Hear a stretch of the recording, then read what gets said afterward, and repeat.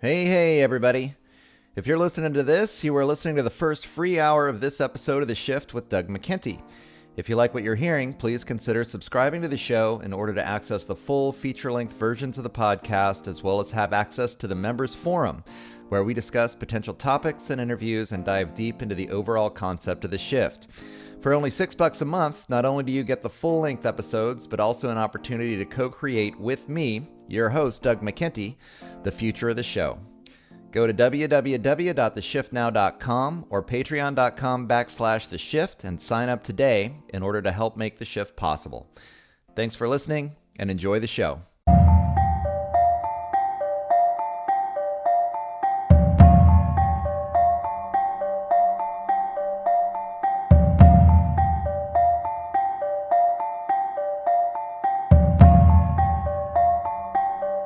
Good morning, noon, or night, whenever and wherever you are listening to The Shift. I'm your host. My name is Doug McKenty. This episode was recorded on August 10th, 2021. Today on the program, I present to you artist, musician, and blogger Tessa Lena.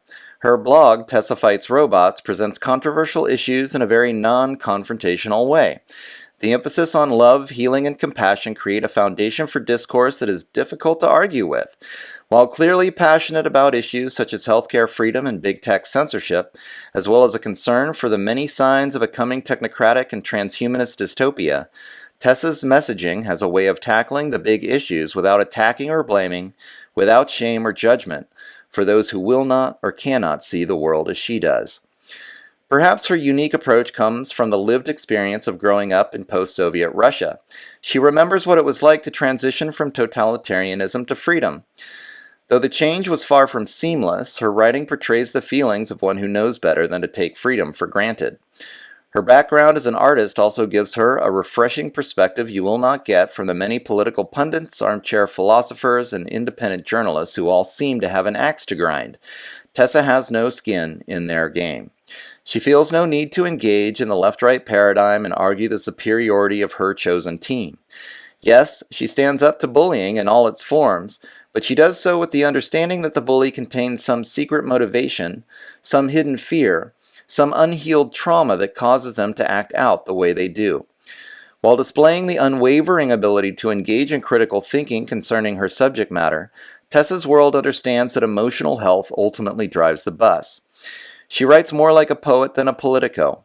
Though her posts are very political, her approach provides a refreshing escape from the often contentious world of the blogosphere. Hidden within her narrative may just be the key to winning that fight with robots, to escaping the postmodern machine world we have all become so accustomed to, and to beating back the forces of technocracy and transhumanism that seek to purge us of that which makes us human. Stay tuned for this conversation that will cover all of that and more. If you haven't already, go to www.tessafightsrobots.com to find more about Tessa, her music, and her musing, or go directly to www.tessa.substack.com for her blog. If you like what you're hearing, please fight the robot by liking, subscribing, and sharing this podcast with your social media networks. We rely on listeners like you to distribute this information, as many social media algorithms, generated by artificial intelligence, are designed to suppress information that reconnects us with what it means to be human. As always, go to www.theshiftnow.com and click on the free content tab or sign up to the newsletter to keep abreast of all news and information produced by Doug McKenty Studios. I want to give a big welcome to Tessa Lena for agreeing to this interview, and thank you for helping to make the shift. Hey everybody, and welcome to this, the 87th episode of The Shift. I'm your host, Doug McKenty. I'm happy to be joined today by Tessa Lena. She is an artist, musician, and blogger who is currently living in New York City. Tessa, how are you doing today? I am very good. Thank you, Doug. Thank you for having me. Yeah, I think one of the most interesting things about your story is that you were actually raised in the Soviet Union, right? So you have experience with living under a type of totalitarianism that most Americans haven't had to endure. Well, I have been raised mostly at the ruins of the Soviet Union, but uh, I remember that time of the transition and the the celebration of free expression and everybody just having this spiritual upheaval. And actually, now I realize that that sound of spiritual freedom was probably the sound of multinational corporations moving in and clearing the market. But, like nobody really thought about it this way, and the feeling was extremely sincere. So, to me, it is mind boggling to see the absolute axioms of my formative years, such as free expression is good, censorship is bad. Like those things are suddenly flushed into the toilet in America, out of all places. So to me, it's extremely bizarre and surreal. Yeah, I mean, how crazy it's been actually, even for me as an American, to see almost a celebration from a lot of people. This as the censorship has moved in, for sure. It's just so wild that Americans seem to have lost their principles. I mean, that's the way I see it. Actually, is that there should be certain principles about boundaries that the government's not allowed to cross in terms of your individual decision making process about your private life, and people have lost a lot of that. I mean, maybe it's because they haven't experienced what happens when those boundaries don't exist. It seems like, well, it's certainly starting to happen now, and I think it's going to get worse here in the next couple of years. Well, I think there has been a lot of work put into people thinking that way. So it Sure. didn't just happen coincidentally. There has been a lot and a lot and a lot of work put into that. And also, I think you're right. People always, I think whenever somebody welcomes censorship, they always assume that it's the other guy who's going to be censored. Yeah. Like nobody thinks that tomorrow their own precious opinion might be censored. But that's usually what happens, because today it could be ultra right, even though today I think anybody who says anything slightly dissident is immediately branded as ultra right, even if that person has nothing to do with anything right. But Right. that's just how they're branding it.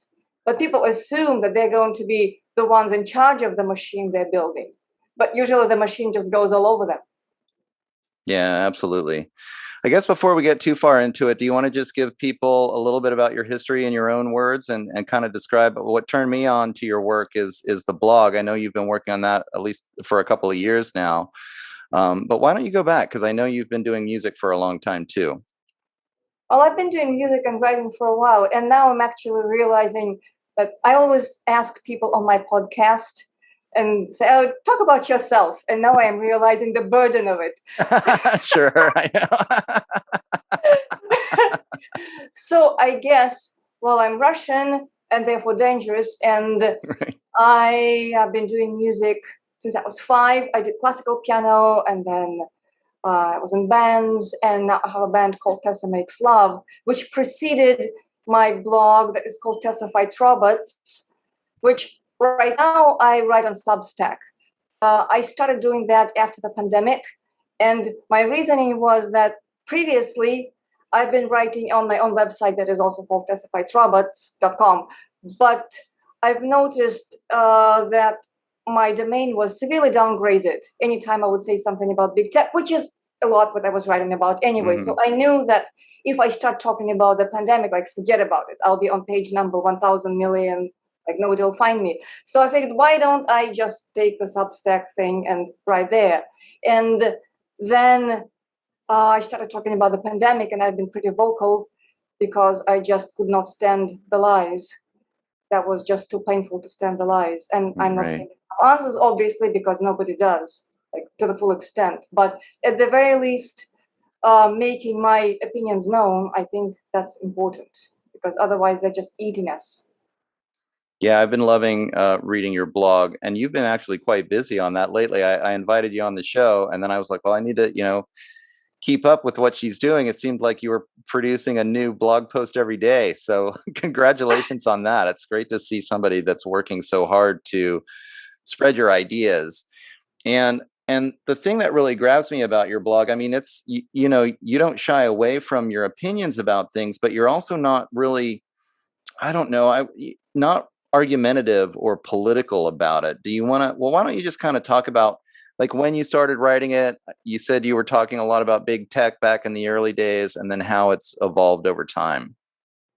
Well, first, let me talk about the non-argumentative part. Sure. Like, it so happens that I've lived under different systems and different governments and different isms. And my own observation is that people more or less behave similarly as far as say psychological trends are what drives people. So the talking points may vary greatly and may be the opposite of each other. But the fervor and the psychological drive struck me as extremely similar. Therefore, fairly early in life, I have resolved to not really paying attention to isms and talking points and paying more attention to the feeling and the person that I'm talking to and the subjectivity and the emotion that's driving them. Because oftentimes people can say, I mean, like they want to kill people like you, but then they'll give you a cup of tea and like share cookies with you. I mean, it's right. so I really, it was kind of a combination of just what happened naturally and also conscious effort to focus on each person and take subjectivity as a primary thing, comparing to whatever isms or whatever ideology or politics they subscribe to. And I have learned without much trying actually to get along with about everybody as far as the ideological spectrum, because I think that most people are sincere. I mean, granted, there are people who intentionally create systems of lies and systems of domination and systems that are genuinely destructive. But the number of those who do it on purpose in cold blood, I think is very small. Like most people just, they do whatever they feel hurt, they feel insecure, they feel offended, they feel whatever. It's like the whole generational thing. So it's much easier and more productive, in my opinion, to address that and to talk to each person rather than, oh, you said this, you said that, or whatever isn't you're attaching yourself to. So that was a pretty strong choice on my part. I mean, I believe in that passionately. I believe that that is more productive, at least in my experience, than all those divisions.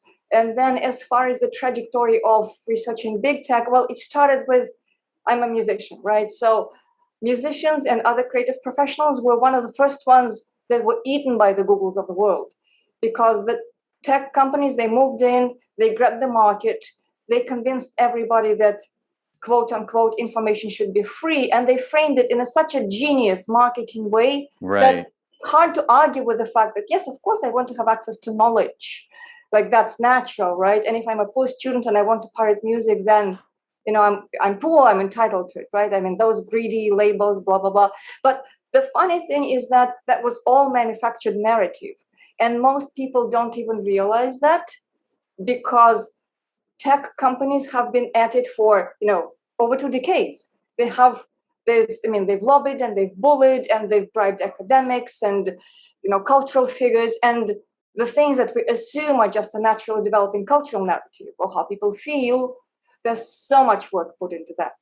And I would have no idea about it if I weren't personally impacted. So as a musician, I got involved in musicians' rights activism, and that led me to researching big tech, and that led me to researching transhumanism. And so I've done that for, I don't know, 7 years, 8 years, longer. I mean, I don't know. So I've been reading and writing about all those things. And of course, as you research big tech's theology and their AI Godhead, which was actually an actual AI religion that was registered as a religion a few years ago by one of the Google people. So as you research that and you look at it, and it's like batshit crazy. It's absolutely insane, but they're so confident as they talk about it, and they have so many funders. And I guess people like to believe in fairy tales, and there's just so much funding around it, and so much through funding, cultural power. But then again, I wrote about it and I was appalled, but I wrote about it in a manner of, conversation over a glass of wine. Like, this is awful. Hope like that might actually come to the forefront one day, but one day after my lifetime, one day. So I was kind of like forewarning into the far future that this can happen. And then when last year happened, I was like, what the fuck? Like all those things that were supposed to happen after my lifetime. Like, what are you kidding me? So that was one of the reasons why when I started seeing all those health response measures, I was like, I'm very sorry, but that is not a response. Like whatever it is not a response. I mean, people can argue about many things around it, and they do, and that's fair, because we cannot know anything, and things evolve, and there's always new information. That's all fair, but that was not a response. So that led me to writing about it and being vocal. Yeah. Well, there's a lot there to unpack. We could spend the rest of the interview talking about each one of those topics. So I want to go back to this choice that you made about writing from this point of view of feelings and subjectivity, because it really comes across in your writing. And it's actually, it was very refreshing to me to start to get to know your work and to kind of like feel that out of your writing. Like it's so, I mean, you're saying some pretty radical things, some things that would create conflict, if you're coming at it from an ism perspective. But the way that you approach it from this emotional place, I think it's really powerful, and it really evades that kind of conflict. Like, it's very clear that you care in your writing, and even though, again, like what you're saying may be considered controversial or very political, it's hard to argue with what you're saying, because you come at it from, I mean, the solutions are always about love and about healing.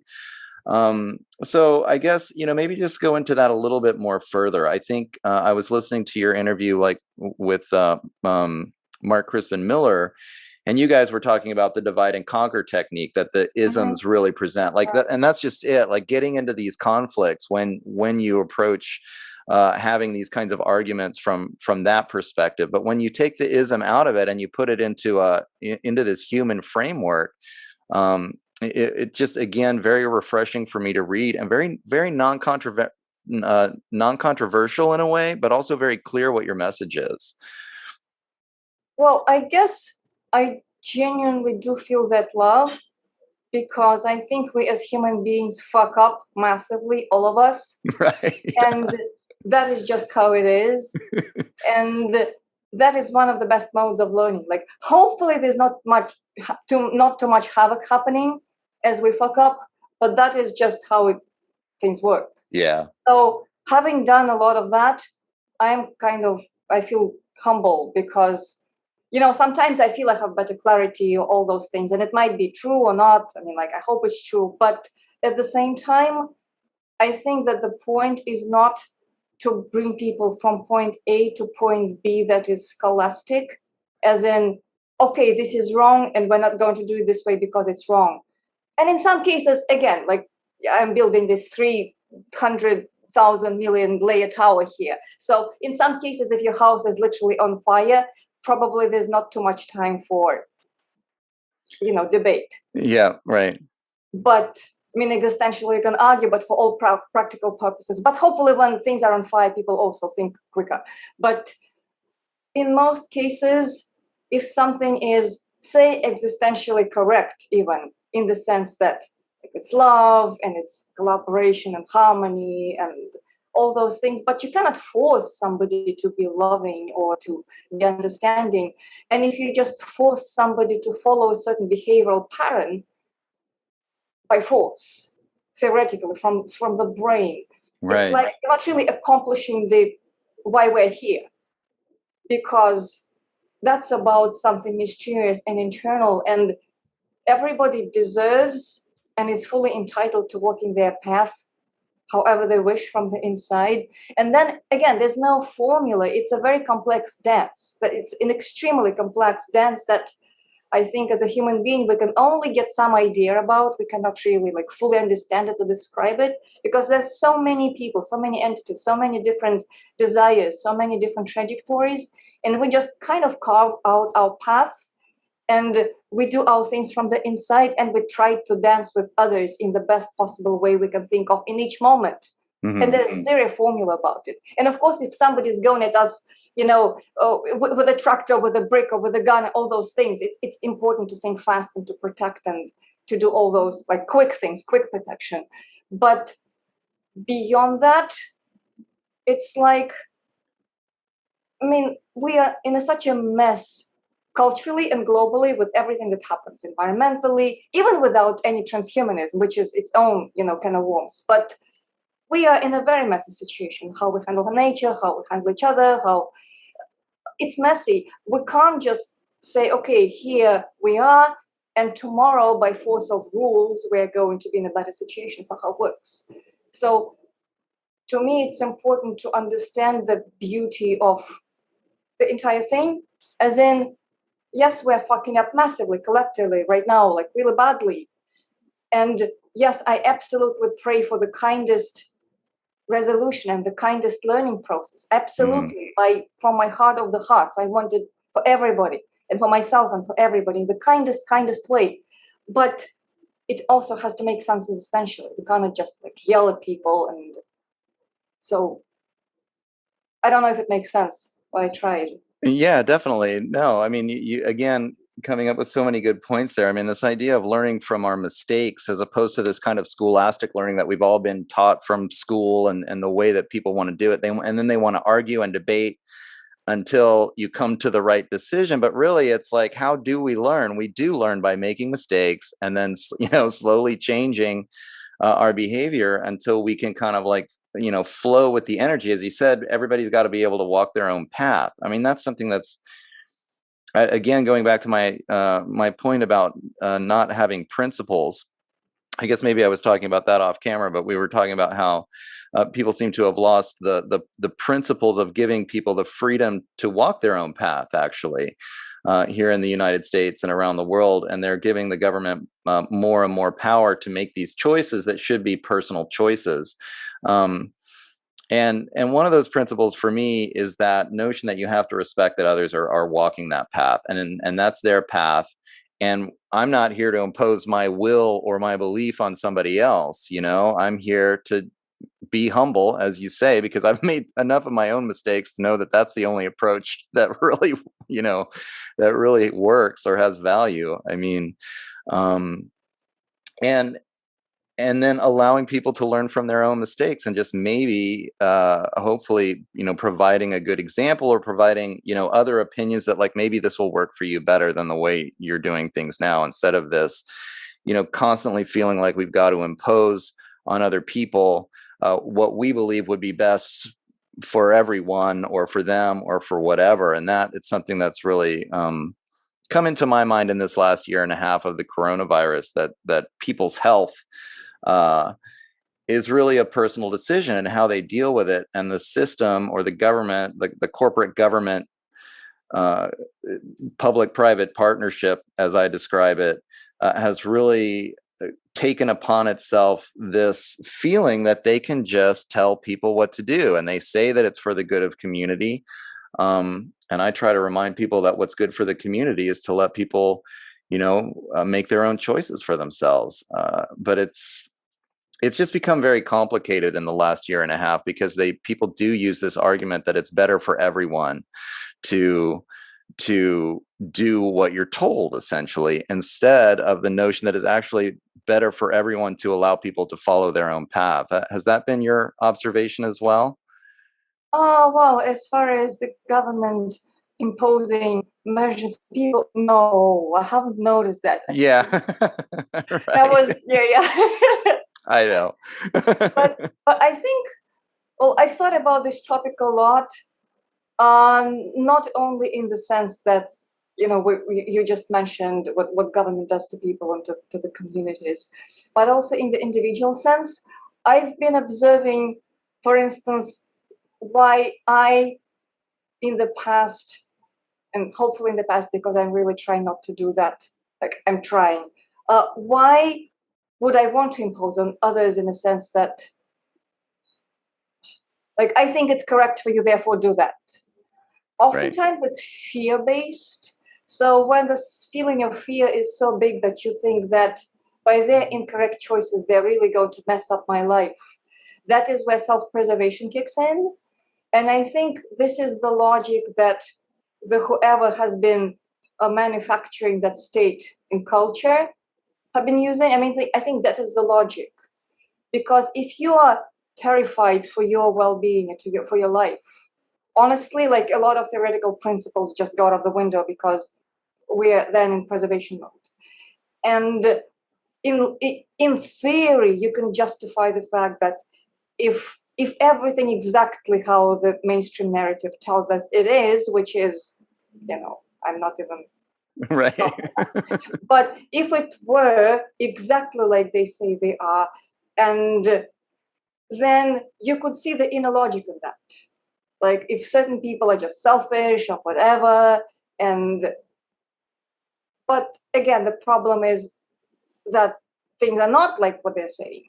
And therefore, that extreme fear mode has been manufactured, so it's not fear based in reality, despite the fact that there has been a lot of suffering, despite the fact that, like, yes, people were dying. And I'm actually right now writing an article about what's happening in the hospitals and like all those things. But what they did was so genius in terms of manufacturing public opinion, because when you bombard a regular human being with messages of fear and death and disease 24/7 for months on and on and on and on and on, it's very hard to not go for that unless you have a really strong incentive to not believe that. And that was a very cruel thing to do on behalf of whoever manufactured that. Right. But I can't blame, again, I don't blame the people who are, who went for that, because that's the easiest and the most natural thing to do. And therefore, going back to what you were talking about, love, like the way I feel about it is I think that whoever has gotten clarity earlier, it's on us to carry that message with love. Because by just yelling, you idiot, you brainwashed idiot, you sheep. I mean, like, great. Right. Like, when has in history such messaging convinced anybody of anything? It just doesn't work, even for practical purposes. But also from the standpoint of relating, it's not like there's any human being who has not fucked up majorly at some point, or like made wrong decisions, or were misled by some bad emotion, or emotion that was not helping them. That's just, again, human experience. Yeah. So, but I think one of the most important things we can do internally, and then try to kind of spread that externally, is training ourselves to never act on fear. Because sometimes things can be scary. And even now, with everything going on, with all the totalitarian things, I mean, it is scary as fuck. However, I think that if we go into the fear mode, then all is lost. It's like, then what? Right. So, yeah, one of the big red flags for me right at the beginning. I mean, right at the beginning, I was like, "Oh, there's this unknown virus or whatever that's coming on, and we don't really know very much about it." And to me, the proper thing for the leadership, the government leadership, to do at that point would be to calm people down. We don't know that much about it. It could be benign. We're working on finding out some treatments. People shouldn't be freaking out. Don't worry about it. I mean, right? That to me would be the appropriate messaging at the beginning. And instead we got, months of absolute fear mongering, which, just as you're describing, is just triggering people. I mean, it's shutting down their critical thinking capacity, their ability to really analyze what's going on. And it's triggering them into, this fight or flight mode where they're going to do whatever they're told, really. I mean, I unfortunately, think this is all part of the program, right? I mean, I think that they use fear to manipulate the vast majority of people. And it's so unfortunate. And it kind of goes back to, again, this is why I love your approach so much. Even when you're debating people, you can trigger them into this mode. Like when you're debating their ideology, like you were discussing, then people are getting triggered into that fight or flight place, and then they're fighting with you, and they're scared that they're going to lose, or they're scared that you're attacking their personally or their individuality. And it's this triggering mechanism psychologically that I think we, as people that are trying to open other people's minds, or at least present them with information that may be counter to the narrative, to the mainstream narrative, that might be different from what people are used to hearing, we have to actually be aware that we don't put people in that fight or flight mode, that we maintain, that we keep them comfortable, and calm, and just have conversations from this place of love, so that they don't get triggered. You're not getting into a fight, and then it's going to go nowhere, right? I mean, I just see it happening all over the place, these fights that happen and then they never get resolved. well, that is very observant. A lot of that is happening, and it's definitely not a very easy plight. I try to do that, but I have kind of decided that there will be many cases where I can do absolutely nothing. I mean, like, if people want to believe whatever they want to believe, they're entitled to it. There's nothing about it. I can do, and it's kind of again in the moment, case by case. So you just feel it out. If I sense that there's some room for communication, and then I try. And if I feel like there's none, then I don't, and I kind of forget about it because life is supposed to be beautiful, and it can be, and in many ways it is. So force twisting everybody's arms is, I don't think it's a very pleasant way to spend our time if we can't do that, especially. So, and plus, I think respecting other people's souls is important. Mm-hmm. And sometimes, sometimes it's like, like it's it seems so obvious that they're not seeing the basic logic and all those things. I mean, like it's obvious, but then again, people are not rational creatures. We're not supposed to be rational creatures. I think we're Yeah. emotional creatures, Yeah. and it's. I think, well, maybe it's social media culture, maybe it's Western consumerist culture, like instant gratification. But we've been tricked into thinking that if something is correct, then it's impossible to find a solution that is like in 1 second, and then we'll immediately see the results. But it's not how life works. Like sometimes maybe you tell somebody something, maybe, I don't know, you tell a stranger your opinion, they'll think you're an idiot, and in 10 years they'll be like, oh, that was right. Right. And we'll never get to know about it. It's like, like life is very, very mysterious that way. So I think the ambition that we can have is to be our best selves and to be our best loving selves, not theoretically, not from some kind of like nonsense kumbaya theoretical intellectual thing, but just from the heart, to not be afraid, and then leave everything to the universe and just see what happens. Mm-hmm. Yeah, I mean, I've been trying to kind of like actually make that evolution within myself. I've always been one who thought that reason, at least it should be able to change, it should be able to change people in a positive way. Like if I can just convince you, and I can make the smarter argument, or have the better sourced material or whatever. It's just ingrained in my training. I studied philosophy in school, I studied history, and so I know how to do that kind of research. But especially in the last year and a half, I've really gravitated towards learning about philosophy, about psychology more and more, because it seems like the psychology aspect to what's going on here is way more important. And I'm 100% coming to the conclusion that human beings really are emotional creatures. And when we get into this rational place, we're separating from that organic part of ourselves. Probably one of the biggest issues with our culture today is that people don't have respect for the emotional side of themselves. And it's something that's been repressed, I think, for so long, even, that people have a hard time understanding how to express themselves emotionally.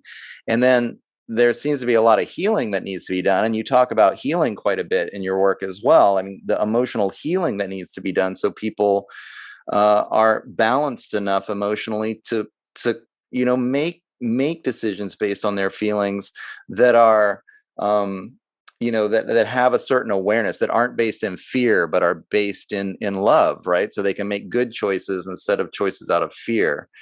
Do you know where I'm going? You hear what I'm saying about No, this? of course, yeah. I mean, I agree with you. I think it's, well, again, it is such a complicated topic altogether, Yeah, because you can't force healing on somebody, really. right. And like in some cases, you just leave people alone, and that's the best you can do.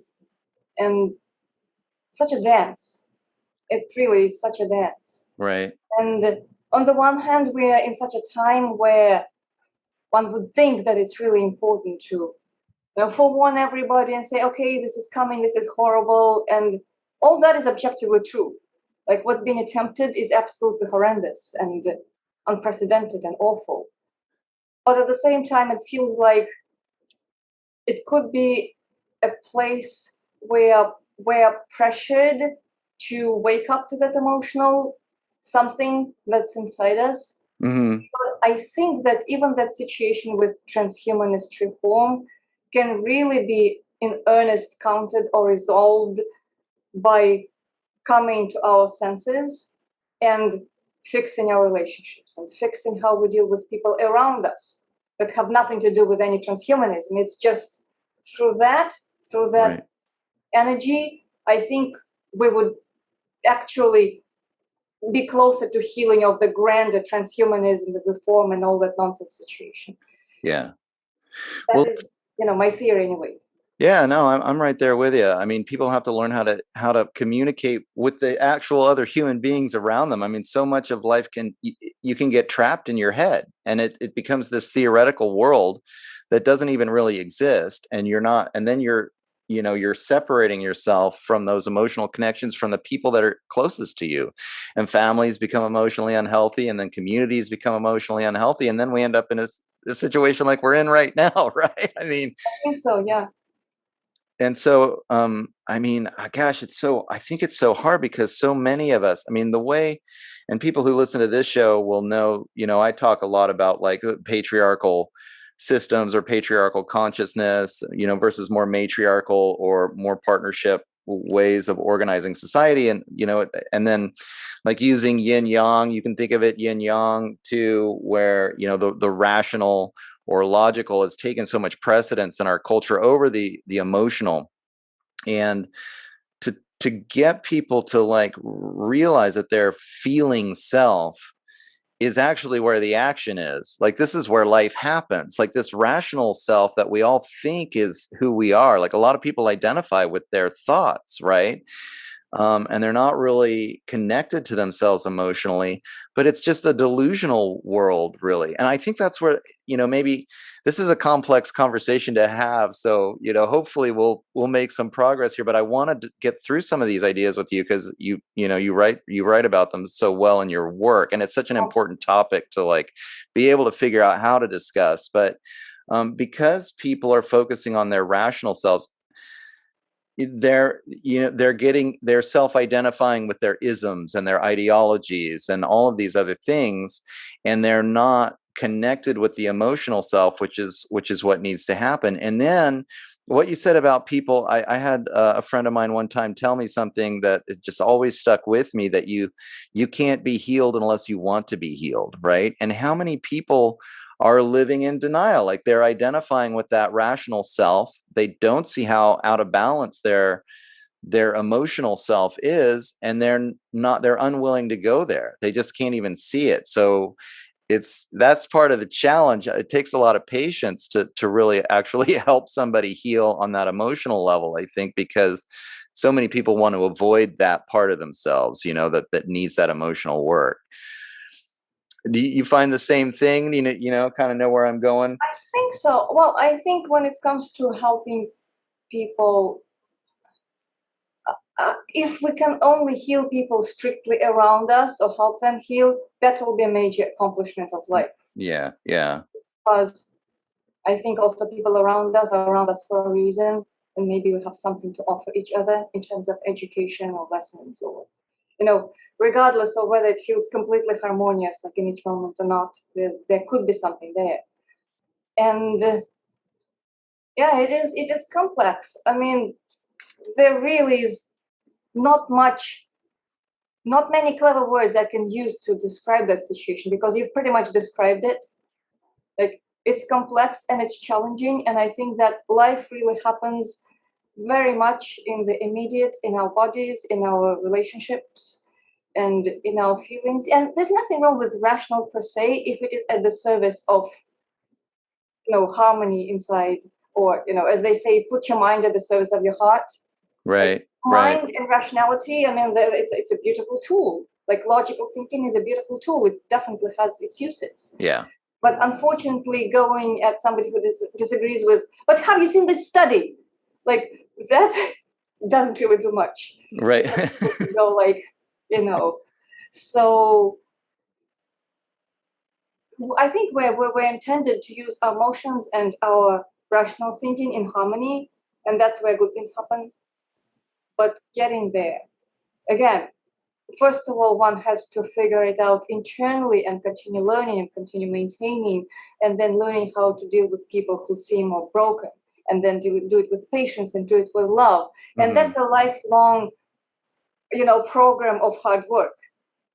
And like, hopefully there's also a lot of joy along the process. Right. Hopefully not too many mistakes. Yeah. Well, it's been helping me to think about things in terms of like this emotional healing, because I think that a lot of the people that I have disagreements with, certainly around what's happening now with Right. the pandemic and everything, and the people that are really getting aggro about wanting people to get vaccinated. You put a Uh-huh. blog post out just the other day about the vermin. We're starting to hear Right. these words that where the fascism is really coming out, where the people who are unvaccinated are the vermin and they need to be oppressed or put into camps. Or I mean, it sounds like, as you mentioned in your blog post, like the language of genocide.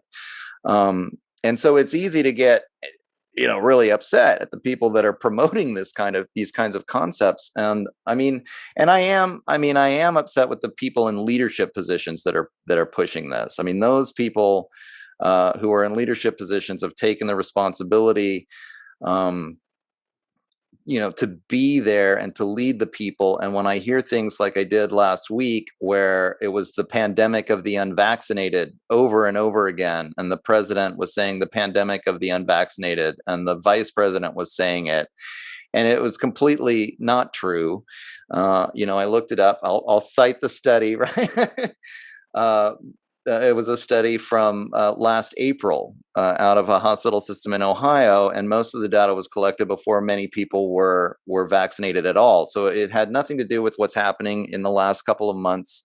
But nonetheless, the leaders are saying these things, and I do blame the leadership when they start to use that language, because as you described, that is the language of genocide. When you start, I mean, you're asking the rest of the population to literally attack the other part of the population, or be afraid of the other part of the population. That's when you're getting into really dangerous territory. But long story short, to make my point, the people that are being influenced by that kind of propaganda, to me, I'm realizing more and more that they have actually been uh, emotionally traumatized. Like, all of this is about fear and this fear-based thinking, and the people that are just listening to the leadership when they start spewing this nonsense, and then are becoming afraid. They're becoming afraid because their emotions aren't grounded, their feelings aren't imbalanced. They've had some post-traumatic stress that is causing them to get triggered into this other place. And so when we're dealing with, our friends or neighbors or family members that are getting into this fear-based model and are listening to all of this kind of language from the leadership, I think it's so important to have compassion.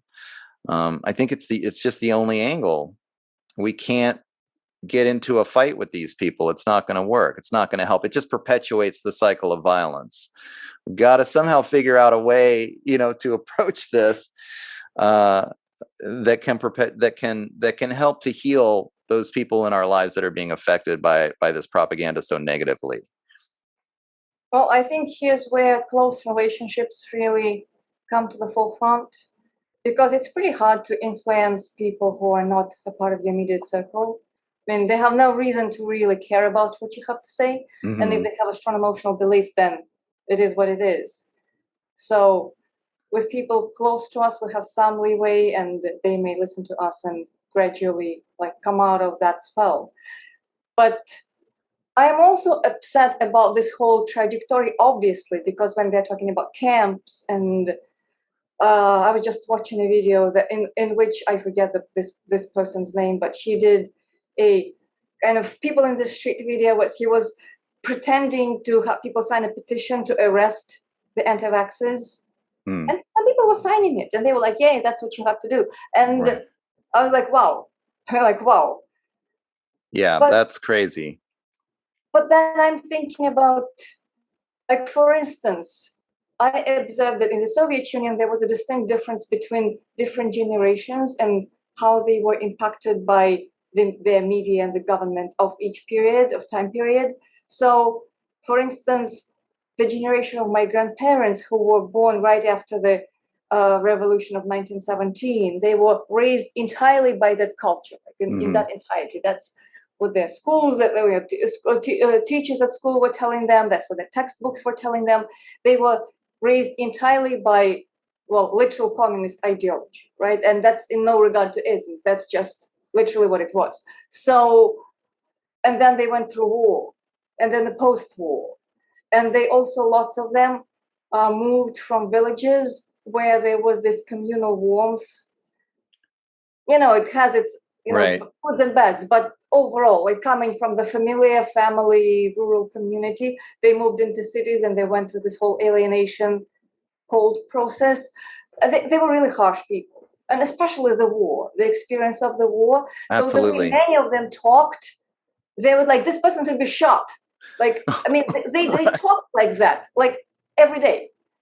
So would they actually, at that time, which was long after the war, would they actually go and shoot somebody? Probably not.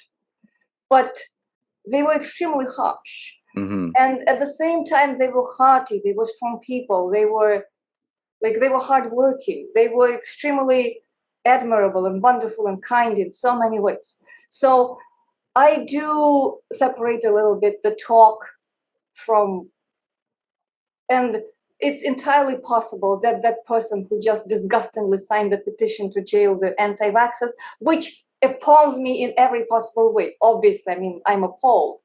But then it's possible that they went back to their grandchildren and, I don't know, gave them their last cookie. So people are complex. Right. Which is not to say that I'm not concerned about it. Again, I'm appalled in every possible way that this is even happening or discussed, or like that I have to think about it. And I think actually everybody with a heart, regardless of their medical choices, should be gravely concerned about it, because as you mentioned, it is the rhetoric of genocide. And let's hope it never goes this way and it stays with like shallow Western people who just talk. But it's not, it is alarming, and it is appalling, and it is utterly, utterly disgusting. Yeah. But then how you deal with that, I think, again, reasoning with people and kind of, I forget the guy's name, but there was this guy who was black and who went into the Ku Klux Klan, and he one by one converted them. Right. I've heard of him. Yeah. I mean, that's my hero. Right. Totally. Like, not everybody has that kind of like patience and love and strength and courage and gut. Mm-hmm. But I think that is applicable essentially, because if you go and talk to people who are harsh based on fear, ideas, insecurity, their environment, and if one by one you spend time, you talk to them, and you talk to them while respecting their soul genuinely. Like, you might think their ideas are batshit, and they are, but you talk to them as human being to human being, and then they will eventually maybe see that you're not a monster, right? So very, very complex. Hey everybody, I just wanted to take a quick station break here in the middle of this interview to let you all know that this is where I made the cut for the free version of The Shift. If you're interested in seeing the whole thing, please contemplate becoming a subscriber for only $6 a month. You can get the audio version of the extended interview that you're listening to right now. Go to www.theshiftnow.com and click on subscribe, and you will have access not just to the full-length versions of all my episodes, but also I've just started a Facebook group for members only, so you can have contact with me full-time as well as other members of the Shift. So it's a pretty good opportunity. If you want the full-length video versions of all my interviews, I have them posted on Rockfin, which you can join for just $9.99 a month. Go to rockfin.com, look up The Shift with Doug McKenty. You can subscribe from there. And for your membership to Rockfin, you also get access to premium content from hundreds of other content providers. So that's a pretty good deal. So you should think about doing that. All right. Thanks, everybody. And please think about supporting the show. Take care. Yeah, I mean, well, you're making incredible points. I mean, I think I've been doing this series called The Psychology of Lockdown, and we've been taking family systems therapy from psychology and then applying it to the way the government is acting. But I think the same, again, coming to that realization that it's the government corporate, I like to call it the government corporate complex, and then it's all controlled by these very wealthy people who are promoting transhumanism, like you're saying. And what do they have in common? It's like they are these very controlling people, and the way they're treating us is as if we were in an abusive relationship. It's like being, having an abusive father figure in your family. And learning about the psychology of this and understanding the controlling behavior that's behind this, that does, I think it comes from an absence of empathy, right? And feeling and emotion about the family members or the community members. But you're making this great point that it says as much about the community or the family that they're putting up with this behavior as it does about the controlling person that's imposing the abuse. And I love it. Kind of what you were talking about goes back to what we were discussing earlier about learning from our mistakes, right? If we don't set boundaries against this kind of abusive behavior, then we're making a mistake. And the more we make this mistake, guess what? The more we're going to suffer for it, right? Until we figure it out. This is the thing. I think that's a great way of actually looking at it, that people in the community have to see it as like a dysfunctional family or a dysfunctional community issue. And again, going back to this, they argue that you got to get the vaccine mandates for the good of the community. It's like, no, actually, what's a healthy community is one that doesn't put up with this bullshit, that doesn't take abuse.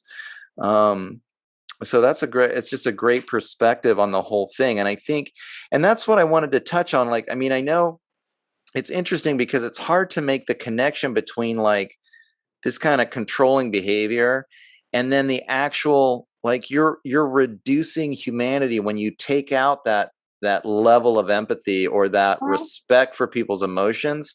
You're reducing humanity to a machine, like treating a person like they're a robot already. Like, it doesn't matter, might as well just build a robot. And then they imagine they can build a robot that works better than the human machine that they don't care about. It's not about, it's so wild.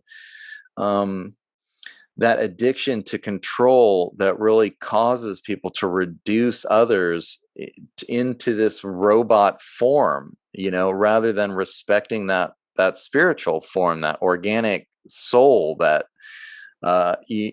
creates that individual, that deserves respect and autonomy and compassion. So, and they try to pretend that they create people. Like the whole trajectory where it's going is a world that actually can never exist. But the idea of it is that they can manufacture people and birth machines in a way. Right. When there's no fundamental difference between biological life and what they think of as machine life. Yeah. But if we go back to the origins of pre-transhumanism, transhumanism, right? Like, for example, Frederick Taylor and the ideology of Taylorism. So for anybody who doesn't know, so Frederick Taylor was the founding father of systems management and the whole thing with Ford's factories and mass manufacturers cars on the conveyor that came from the research and work by Frederick Taylor. And so the idea was that what Taylor did at some point, he just hired some people and he observed what they were doing as they were manufacturing, like whatever they were manufacturing, and then he broke whatever they were doing into small tasks and he figured out ways how to optimize every task. And this way he kind of turned the workers into robots, and the workers were pissed. They did not like it. Right. But the productivity of factories increased, it just went through the roof.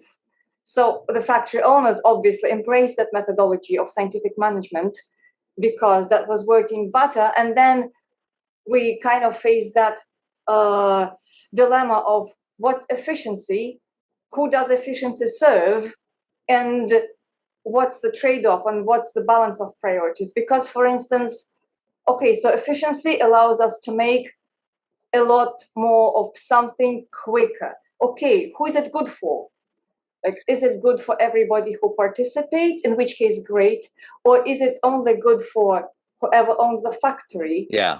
And if for the sake of serving that one person's ideas or profits or whatever, if we existentially accept that it's okay to do that in order to serve more of that thing quicker, in order to sell more of that thing at, make more money for that particular person. So if we accept that it's essentially okay to do that at the price of people losing their creativity and people being squeezed for time. Actually, at some point, I wrote this article that's called Speed Up, and it has to do with, well, the conveyor in the literal sense of it and how it worked, but also how we're squeezed for time right now and how many of our choices are determined by the fact that we're constantly sped up.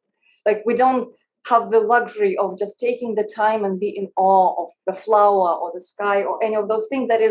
That's just like normal human existence, right? Take your time to admire the beauty without worrying about 500 meetings that you have to attend, right? Right. So that incredible speed up, it actually impacting how we think, how we feel, but it was initiated by a combination of greed, ignorance, lack of balance.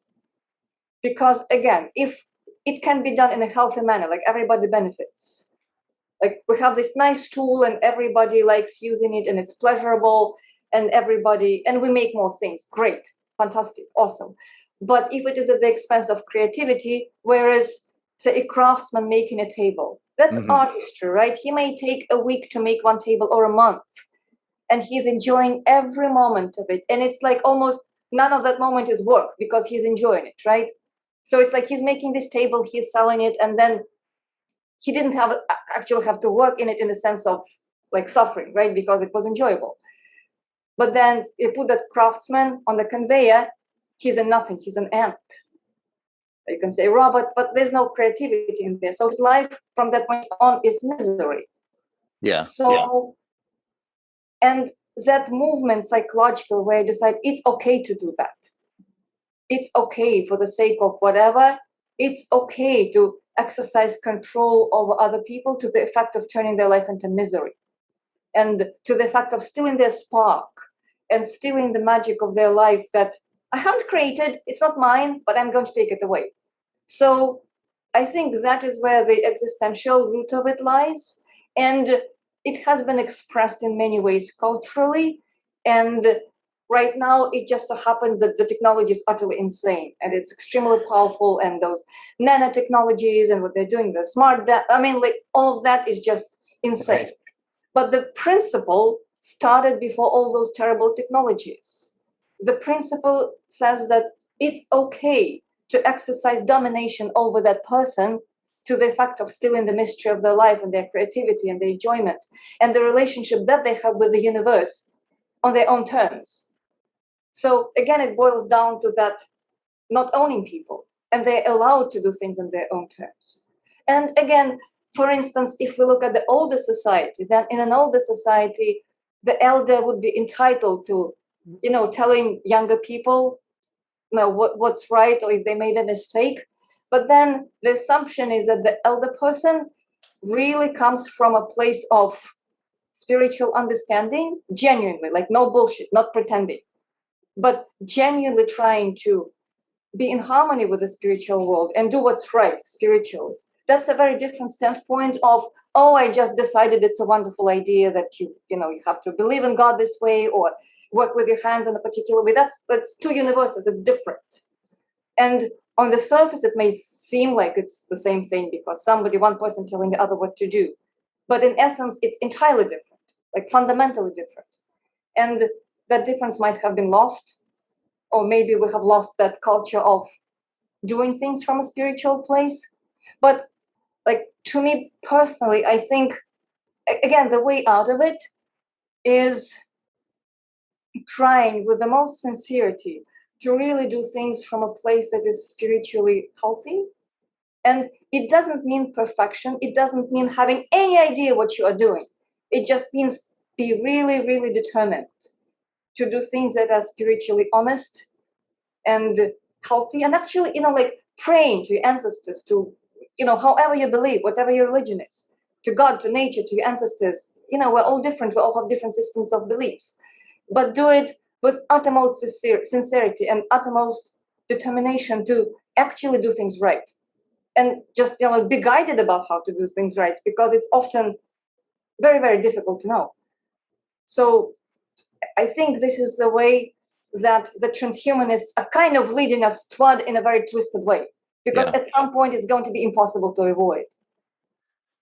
Well, I mean, this is just the thing, right? And I love the way that you're describing it, because I think transhumanism is that anti-spiritual philosophy that humans are just cogs in a machine that are to be used for essentially the pleasure or the profit of just the few people at the top who are the controllers or the controlling class.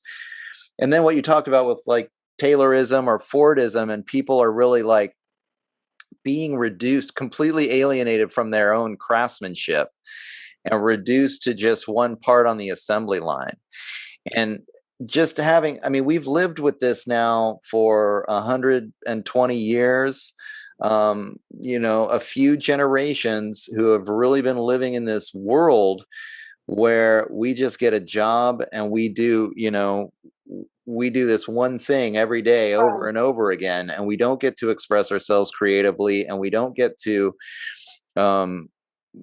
don't get to manufacture a complete product that is a reflection of our own artistry and our own craftsmanship. And I think, like, I'm listening to you, I'm thinking the opposite of this is to live in a world where everybody gets to be an artist, right? You find out what you're passionate about, and then you create, and what you create you get to trade with other people, and they get, instead of the cardboard plasterboard table that you're getting from Walmart that you screw together and it lasts for a couple of years, if you move it too much it's going to break. You get a family heirloom table that's going to be in your family for a couple hundred years, right? And it's going to get passed down from generation to generation because it was built by a craftsman, by an artist who knew what they were doing and who cared about the product that they were putting forth. And we should live in a world where that's the norm, where everybody has really nice stuff because that stuff was made with love, instead of this garbage, this consumerist garbage that we've been fed, that are created by people working on an assembly line that are totally alienated from their true selves.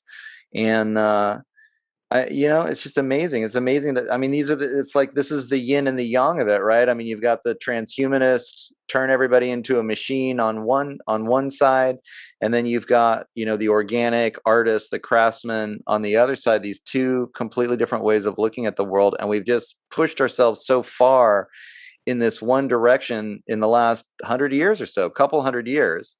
Maybe, I mean, arguably it's been kind of building towards this for quite some time, but certainly it's only been in the last couple of generations where these transhumanists have really developed this whole thing where they're applying, not just on the at the job level where everybody's working the conveyor belt, but on the social level where they're applying social engineering, and the propaganda is just hurting everyone. You're not, people aren't thinking for themselves anymore. They're not thinking with their hearts. They're just like trapped in this machine world, and they're allowing themselves to be controlled. It's difficult to kind of parse the differences in the philosophy when you start talking about, like, what is the machine world and what is the organic, what is it that the transhumanists are taking from us, really? What have they been taking from us and our families for these generations?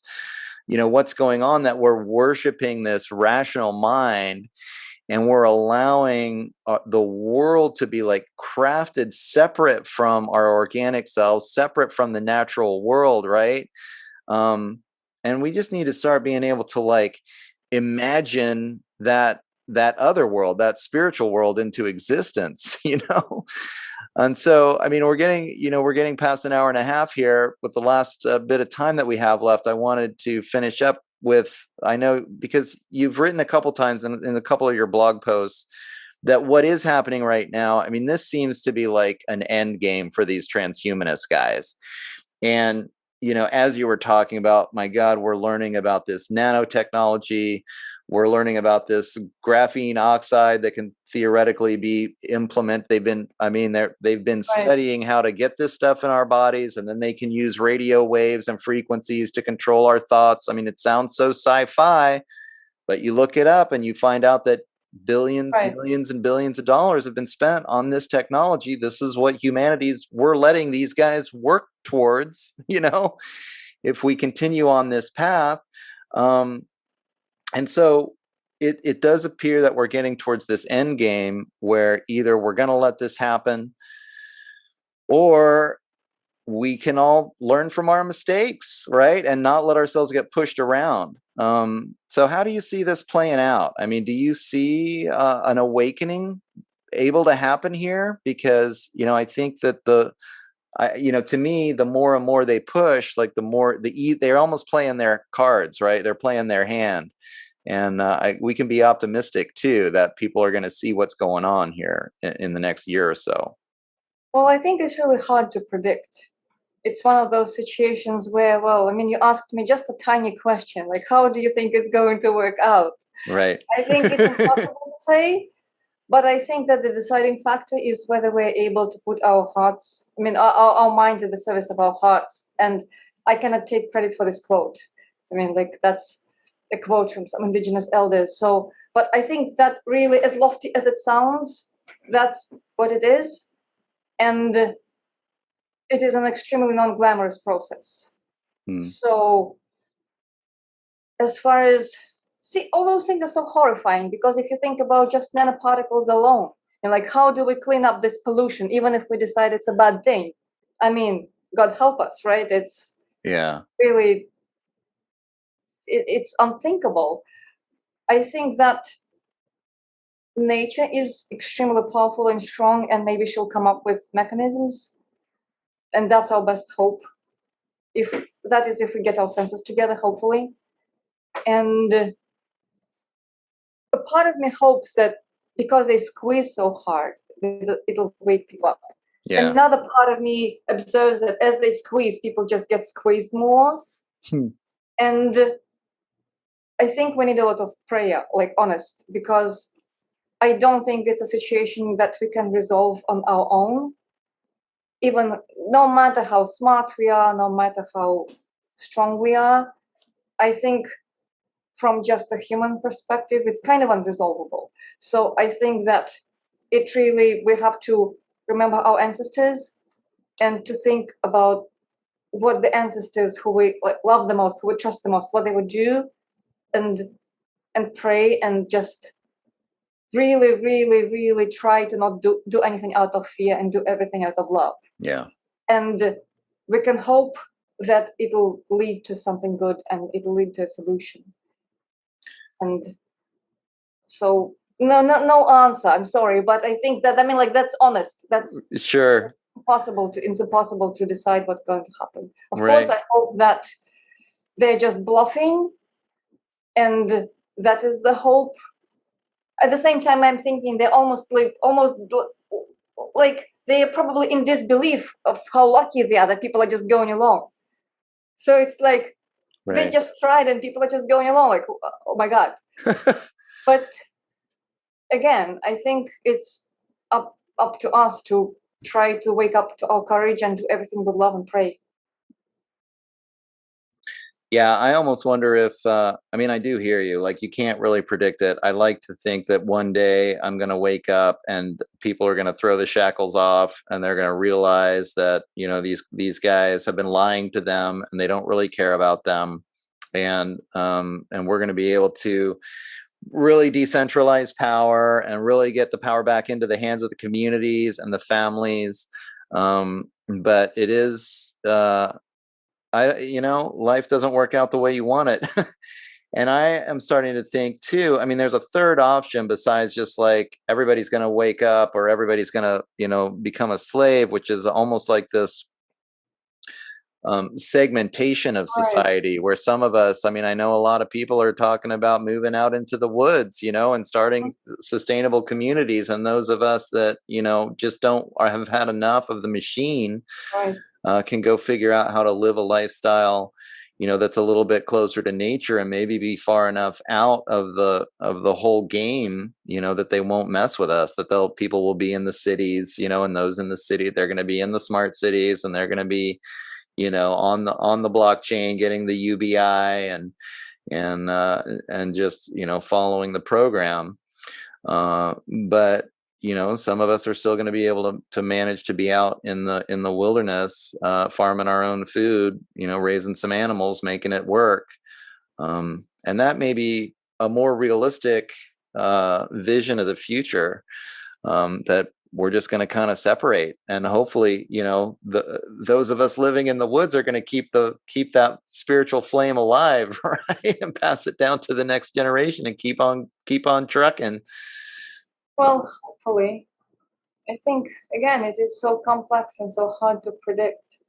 I have a feeling, well, specifically in this country, it feels so much like Soviet Union falling apart, Uh-huh. just on the purely sensory level.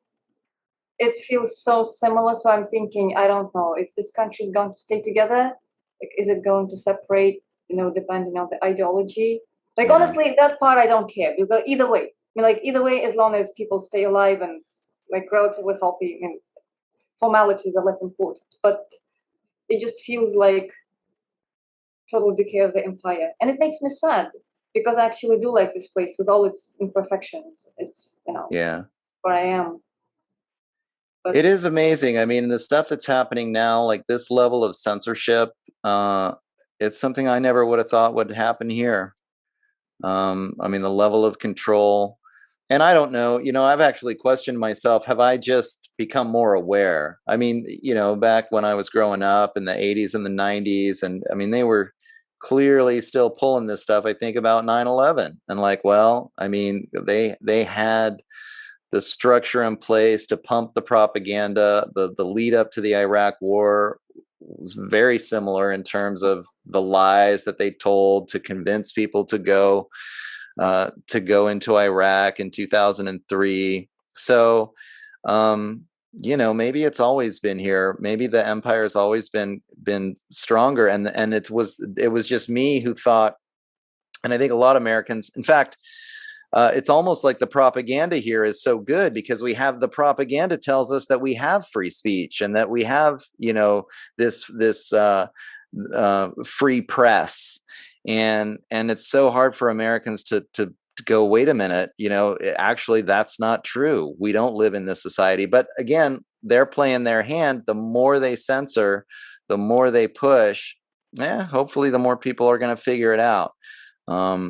But it is so interesting. It's like they're going to assume, so many people here in the United States are going to assume that they're free because that's what they've always been told until they're not, and I mean, I would argue that happened.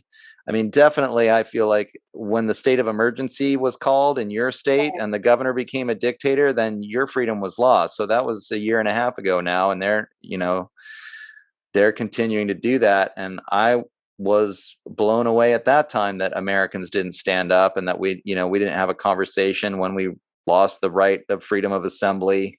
Right. Oh, so I don't I know. think, well, before that, there were a few forbidden topics that you could not talk about and keep your job at the same time. But it was very narrow. I mean, like, there were just a few topics. Yeah. And I think people could even talk about the pharma industry. Like a decade ago, it was okay. Now, Right. all of a sudden, the pharma industry is our best friend and our savior, despite their history and billions of dollars they paid in fines for doing exactly what the crazy conspiracy theorists are saying today they're doing. But it's no longer acceptable. So I think you're right. A lot changed in the past year and a half. I mean, that's obvious, but it was building up for sure. Well, Tessa, I think we're probably bumping up on time. We've definitely gone over the 90-minute mark, and we're getting close to 2 hours. So we should probably wrap it up. I'd love to keep talking to you, but alas, our time has come to an end. Well, thank you, as everything does. That's right. That's right. Well, thank you so much. It was a great joy to talk to you. Yeah, and likewise. I mean, that approach to your work, and I just can't recommend it enough. Do you want to let people know, any kind of final thoughts, and the website that you want to send people to, so they can check out all of your work? Because it really is, that subjective approach that we discussed at the beginning is so refreshing, and I think it's actually really important that people check out your point of view. Well, thank you. Well, the easiest way to find my latest work is Tessa, Tessa, on Substack. So it would be tessa.substack.com. And if you Google Tessa fights robots, then you'll find me somewhere. Mm-hmm. And on Twitter, I am Tessa Makes Love. And yeah, that's that. And I have a Telegram channel that is in a very baby phase. I kind of just started putting things up there. All right. Well, that sounds great. And thanks again for the conversation. And again, thanks for your work. I mean, I think if people check it out, they'll see what I'm talking about instantly, about your style. And again, it's just so refreshing to hear that, like, non-confrontational, that emotions based, but also still straightforward and talking about very controversial topics, and still, clearly setting your boundaries about what you believe and what you don't believe in, but doing so in a way that is very non-confrontational. And it's people need to learn how to communicate more in that way, in that good way, because it really does touch people in the heart. It gets more into that emotional self, and it gets people out of their head, which, as this whole conversation has been about, is so important. And I hope that, communities and families and, this whole entire culture can make that transition, because thinking with your heart and not with your head, I think we'd see a major shift happen in the world. So thanks again. And I'll let people know that you've been listening to The Shift. I'm your host, Doug McKenty, and you can check out all my stuff at www.theshiftnow.com. I'm getting to where I have quite a bit of material. If you click on the free content tab, I've got a lot of stuff going on right now. The Psychology of Lockdown series. I've been working on a COVID-specific news show, The Facts and the Fiction. So I'm getting a lot of information out right now. And you can find me on social media. My personal page on Facebook is actually kind of the one that gets the most traction. So that's just Doug McKenty. And you can look up The Shift with Doug McKenty on lots of other sites. I've been promoting my Odyssey site a lot more lately because YouTube is being YouTube, and I got a couple strikes. So going on Odyssey. I also have a Telegram channel at The Shift with Doug McKenty, and I am at DMcKenty on Twitter. So thanks everybody for listening. And thank you so much, Tessa, for coming on, and thanks for the work that you're doing. I really appreciate it. Oh, thank you. My pleasure. You bet. Take care. Bye. Well, all right, ladies and gentlemen, there was my conversation with Tessa Lena, and it was a wonderful conversation to have. I wanted to have her on. I wanted to have this kind of complex conversation, and I hope we pulled it off, about what it means to be human, because she does such a great job on her blog of writing in a style that you really feel connected to what she's talking about. It's not the typical argumentative style that I hear and read, every day from everybody else, right? There's something so unique about it, and I wanted to flesh that out. And especially, her whole concept about fighting the robot, right? I mean, what does that mean to fight the machine? It was kind of an esoteric conversation, but it's one that really needs to be happening during this time of the COVID lockdowns, of the Great Reset, and everything that's going on right now. I mean, we're starting to get more and more of an understanding of the Internet of Bodies,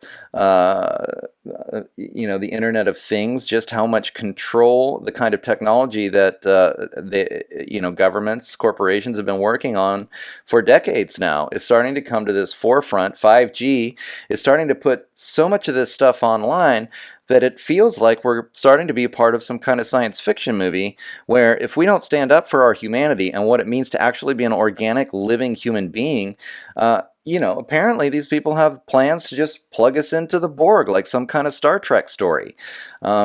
And it's literally out there. I mean, I read things on the internet like you all do, I'm sure. And I think this has got to be crazy. There's no way this is true. You start looking it up. Well, there's the patents. There's the peer-reviewed studies that show how, they're learning how to use this graphene oxide, get it into our bodies, and then they can start to control our emotions with electromagnetic fields, and that they've been working on this stuff for decades. I mean, there's a whole other conversation to be had about who decides what technology to work on. Like, who are these people that decide this is what the government is going to spend billions of dollars through the DARPA program working on, right? I mean, that's a conversation that needs to be had. Why do we or our politicians even allow them to work on this stuff, much less watch it come to fruition, watch it, get signed off for civilian use, and then basically imposed on us without even our understanding or knowledge. But as we get closer and closer to recognizing exactly the links that this kind of technology is is being designed to turn us more and more into a robot, I think we need to have these conversations like I just had with Tessa about what it really means to be human, what it means to be an organic, living human thing with individual bodily autonomy and the ability to make choices for ourselves, to have connection with nature that you see behind me. I mean, these are really important concepts that we need to flesh out, even though they are kind of difficult conversations to have. So I just want to send a big thank you out to Tessa for being willing to have this one with me. I don't think my questions were kind of vague because it's such an overarching concept, but she did a great job of being able to kind of understand where I was headed with this, and some of the things she talked about really hit home. Just talking about really as an artist, I think she has this perspective that we all need to start having, right? That emotions are primary. I mean, so much of us in this Western culture and this patriarchal culture have been raised to believe that everybody's got to think logically and we've all got to have these logical debates. We barely even understand how to deal with each other on a feeling level anymore. We're already being divorced from our humanity through this kind of psychological conditioning that teaches us that logic and reason is more important than how we feel about the people who are in our lives. And, that's the great thing about the way Tessa writes. I mean, she writes with the understanding that how we're feeling about the people that we're interacting in our daily lives is way more important than, winning that debate between the Republican or the Democrat sitting across from you at that Thanksgiving dinner table with your family, right? And we've got to understand and take this on. And something I didn't talk about with her, but it really makes me think about is it's interesting that from my understanding, the patriarchal religions always separate good and evil, right? And then this allows the authority to say, I represent the good. We've seen that quite a bit in the last 18 months, right? And a lot of the acolytes of the authority saying, well, you must be selfish if you're not doing what the authority says because the authority is telling you to do what's good for the community, et cetera, et cetera. This is the age-old argument. And when you separate good and evil, very, very often it's on the good side is, we have access to the truth, to the knowledge, to the logic, to the reason. This has given us the truth. You see that in the whole scientism movement today. And then on the flip side of that, well, emotions are just crazy. They're we can't predict them, and we don't understand how they work. And so in patriarchal culture, this is what we get indoctrinated into all the time, right? On the one hand, it's logic and critical thinking are crucially important, and our feelings are simply repressed and ignored. We bypass all of that and we just do what our logical mind thinks. But in more matriarchal or partnership cultures within their mythologies, I think about yin yang in Taoism and things like that, the traditional paths that come from pre-colonized or uncolonized cultures today.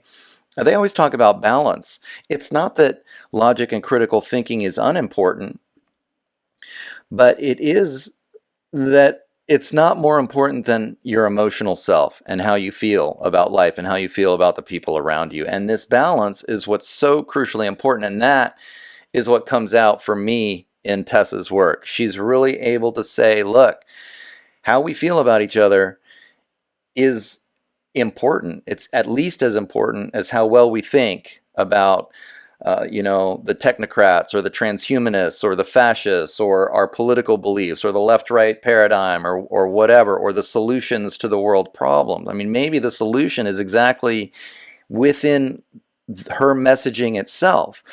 Like, it is that we just start caring about how we feel about each other. And that's the revolution, right? And just kind of be able to put aside like this logical, this critical thinking, and this perspective. Again, not to say, and if you go and you read Tessa's stuff, clearly she's a very intelligent woman, and clearly she's applying critical thinking to everything that she's doing, but she's doing so in this wonderful balance and this dance that understands that the emotional side of things is at least as important. I mean, in this day and age, I think healing that emotional side, that is the way that we fight the robots, right? That's the way that we get out of the machine world. And I loved her description of how that machine world has really affected all of us. She got into the idea of Taylorism, which was kind of the precursor to Fordism, who Henry Ford was influenced by to create that conveyor belt mentality, where we as human beings are no longer are artisans, right? We're not there's not somebody that's making your shoes, a leather craftsman. There's not somebody that's building your table, who's going to build you this table that could be a family heirloom that could last for literally for generations. And that, yeah, you're going to pay more for that, and that craftsman is going to live a great middle class life, and you're going to have a table that is a family heirloom that's going to last for generations. And that table is going to be an expression of the soul and the artistry that individual put into making it. Instead, we're telling that craftsman, that person who inside their soul wants to be a woodsmith, and we're saying, here, go work at the factory. Here's your part of the assembly line where you take the little peg and you stick it in the little hole, and then the next guy down the line is going to put the little leg into the little table thing. This is just completely alienating. And when she started getting into that, it really just clicked for me that it's like, this is exactly what we need to turn around. We have got to get into a world where efficiency is less important than craftsmanship, because it maybe it takes time, but we actually have the technology in this day and age to create a world where everyone should be an artist, everyone should be a craftsman, and no one should be alienated into having to work some crappy job. It's only because we've created this hierarchy where consumerism, I mean, the whole drill, right? Where the people that own the means of production are at the top, where everything is mass produced. I mean, we just need to, the way I see it, we need to decentralize everything.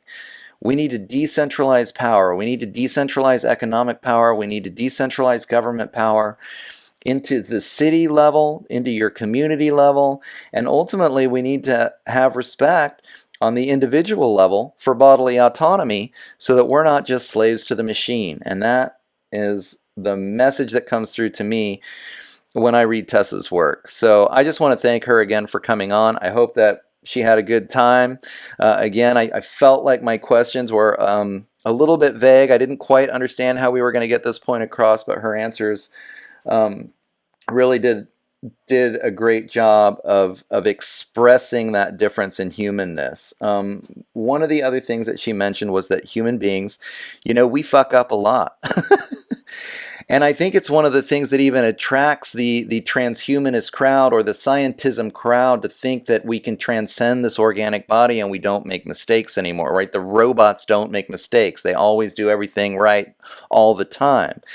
The flip side of that philosophy, the organic side, is to welcome our mistakes. And I've heard this from my friends in Lakota ceremony, and I've heard this from my Tai Chi teachers over the years, that making mistakes is the natural state of humanity, and learning from our mistakes to be better people. That's how we grow as human beings. And so instead of thinking of ourselves as having original sin, never being perfect, and then trying to create a world filled with robots that never make a mistake, it's so important, I think, that we start to honor our mistakes as giving us a sign to show us how to move forward. Like we honor our suffering. I made a mistake. I got hurt by that mistake, and I'm going to grow as a human being. So Tessa brought up that point as well, another super important aspect of what it means to be human that separates us from what it means to be machine, right? So again, thank her. I want to thank her so much for coming on. I want to thank her for her work, and I really urge all of you to just check it out. www.tessa.substack.com. is where you can go to see all of her blogs and check out that narrative style that I'm talking about. She's not placing blame. She's not shaming anybody. She's not angry. She's not upset. She really comes from a good place. And yet, what she's talking about is, all of this important information, all of this important political information that typically causes people to get into these kinds of arguments. But, I feel like the way that she presents is so soft, to argue against it is almost, it just doesn't even make any sense, right? So I think you have to read it to find out what I'm talking about, and I hope you do visit her blog at tessa.substack.com. And for all of her work, including, you can get a good taste of her music, and she's done some killer music in the past. She's worked with people like Ian McDonald of King Crimson, and she's got a lot of great stuff that are posted at her website, www.tessafightsrobots.com. So you can get kind of the big picture of everything that she does, not just her writing, but also her music and some of her performance art and other things at tessafightsrobots.com. So thanks again, Tessa, for coming on. Thanks all of you for listening. You can find out more from The Shift with Doug McKenty at www.theshiftnow.com. Sign up for the newsletter, and I'll send you every couple of weeks all of the different podcasts I'm doing now and all of everything that I'm producing out of Doug McKenty Studios. You can also please think about subscribing. You get the long form, the full form interviews, the feature length interviews of The Shift. I do give a lot of stuff out, a lot of this content out for free. So for $6 a month on the website, if you subscribe, you can really help me out. Also, you can go to rockfin.com, look up The Shift with Doug McKenty, and subscribe to Rockfin. From there, you get all of my long-form videos in video content, not just audio, but you also get access to a lot of other content from a lot of other content creators there on Rockfin, so check that out. Again, www.theshiftnow.com, and I want to thank everybody for coming on the show. My next guest is going to be agorist Sal Mayweather, so stay tuned for that, coming out probably first thing next week. I'm looking forward to that. Kind of a old. We're going to talk old school agorism, so it gets to the bottom of my heart with the libertarianism. Kind of kicked off my whole awakening process, and I know a lot of you out there as well. So we'll be talking about Libertarian Party history, but in an anti-libertarian way, because the agorists always stand up against even participating in the political system. So I'm going to really enjoy that one. Anyway, thanks again, everybody, for checking this out, and we'll see you very, very shortly, coming up soon. Take care.